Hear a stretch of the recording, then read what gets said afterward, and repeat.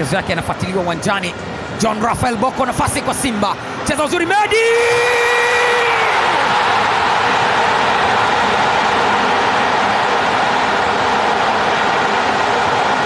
Terminator Medi Kagere! Wacha hiyo! Wacha hiyo! Medi Kagere anatetema! Medi Kagere anatetema! Sio mimi! Ni mguu! Farid Musa amefanikiwa kucheza, ni yeye na Mayele, amechanja mbuga. Farid Musa kimkataa CJ Wawa, pasi nzuri Fisto! What a finish! Nani kaona Fisto Kalala Mayele akifanya anachokifanya bora mara zote. FM ya studio, Fisto Mayele, no Makambo, no problem. Fisto Mayele ezali bien. Wananchi wanamwagika namna hii, wananchi wanatamba, wametangulia. Credit kwa Farid Musa. Kibu Dennis na setup kwa Chama Clatous, mpira wa juu, eneo zuri Pape! Osman Sako! It's Pape Osman Sako! It's incredible! And it's in!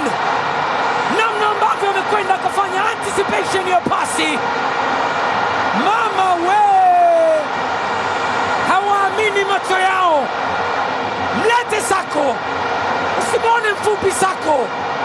Anajua boli. Anajua huyo. Na anajua kufunga Pape Osman Sako. Goli lile lile ambalo alifunga goli bora la Afrika. Jiki Diarra amelike, ameshare na amecomment. Good pass. Stefan Aziz Ki kwenye miguu ya Kalala. Fisto! Oh my God!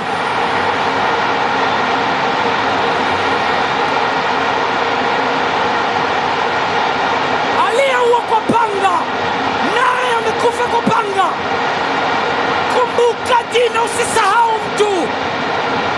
Kalala Fisto Mayele anarudia yale aliyofanya kwenye msimu uliopita. Nani hamjui? Aishi Salum Manula na Beno Kakolanya wote wameionja joto ya jiwe. Tetemo na vibration ni vile vile. Nani kaona? Bizana, mtizame namna ambavyo amegeuka. Kalala Fisto Mayele amedash mara kwa